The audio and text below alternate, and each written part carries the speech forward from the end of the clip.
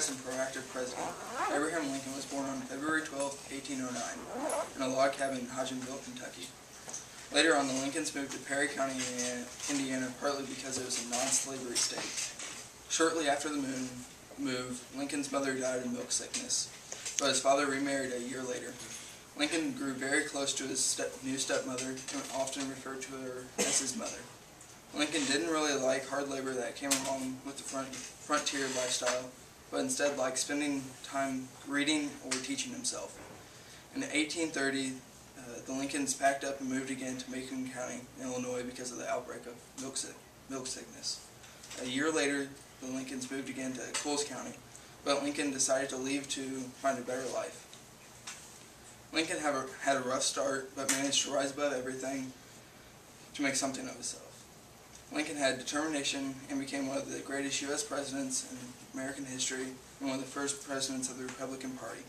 Abraham Lincoln demonstrated Habit 1, be proactive, Habit 3, put first things first, but could have benefited from working on a little more of Habit 2, begin with the end in mind. Habit 1, be proactive, was a habit Lincoln had throughout his life.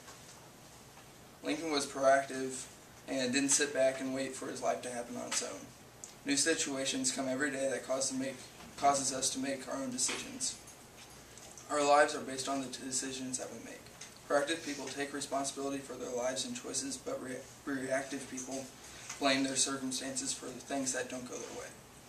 Covey tells us that proactive languages and focusing our energy on the right circle can help be more proactive. Proactive language is like saying, I can and I will, instead of, I can't, but I guess I have to. Abraham Lincoln didn't give up when the Civil War broke out and said, I can't do this, I don't want to deal with it, but I guess I have to since I'm president. Lincoln did what he had to do because he loved our country, not because he had to. He put most of his energy into the circle of influence instead of the circle of concern. The circle of influence contains of what we can do something about, like our health and work, and the circle of concern is filled with things that we can't control, like weather. Since Lincoln focused most of his efforts on the circle of influence, he was able to take charge of more things and was less worried about the circle of concern. During the war, Lincoln knew that he could not directly affect the outcome of the war, but maintained his beliefs and continued commanding his troops to fight what they believed in. Lincoln lived a proactive life by focusing what he could do something about and making wise decisions, but Habit 3 also helped him live a more successful life. Habit 3, put first things first, was a habit Lincoln developed as a child. It is about prioritizing different things in your life. Habit 3 is necessary to live a more balanced life. The most important things must come before the things that don't really need to get done right then and there. When he was younger, Lincoln had already developed this habit because he read instead of playing outside like the other kids. As president, he knew what was more important and what wasn't. He was in charge of the U.S., so making decisions concerning the well-being of the country was more important than his own personal life.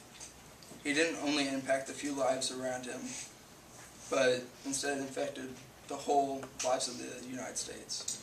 Lincoln knew how to use Habit 3, put first things first, but could have improved by keeping the end in mind. Habit 2, begin with the end in mind, was a habit Lincoln probably had, but could have been benefited from. Covey tells us that one of the best ways to begin with the end in mind is to create a personal mission statement. Lincoln could have benefited from a personal mission statement because it would have set his goals and he could have reviewed it every day. If Lincoln had begun with the end in mind every day, he might have not been assassinated. His bodyguard left him for an intermission, and in that short time, Lincoln was shot in the back of the head. Lincoln wasn't thinking about the end of the time at that moment. He was worried about what was happening to him at that second. If he would have kept the end in mind, he might have told his bodyguard to stay with him just in case something might have happened. Lincoln might have lived a longer life if he had thought about the end. Although he wasn't always keeping the end in mind, Lincoln had a successful career because of the other habits that he possessed. Abraham Lincoln had a good understanding of Habit 1, be proactive, and Habit 3, put first things first. But he could have benefited from having a better understanding of Habit 2, begin with the end in mind.